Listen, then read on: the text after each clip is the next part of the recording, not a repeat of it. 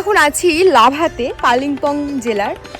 তো আমি জানি না, আমার একটা জিনিস খুব খারাপ লাগলো। সেটা হচ্ছে আমি যখন আগের বছর এপ্রিলে আমি এই সেম জায়গায় এসেছিলাম, কিন্তু তখন এই পাইন ফরেস্টটা মানে পুরো অনেক পাইন গাছ ছিল। আমি সত্যিই জানি না কেন এবারে এসে দেখলাম মানে ভেরি ডিসঅ্যাপয়েন্টেড কি মানে অর্ধেকের বেশি পাইন গাছ কেটে দিয়েছে। মানে আমি জানি না কেন কেটে দিয়েছে। ইভেন সি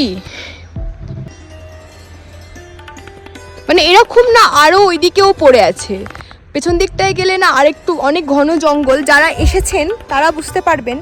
লাভাতে পুরো মানে যেখানে 20 টাকা টিকিট দিয়ে ওঠা যায় সেখানে পুরো ঘন জঙ্গলের মতো ছিল, মানে এখনও আছে, কিন্তু অর্ধেকের বেশি গাছ পুরো কেটে দিয়েছে।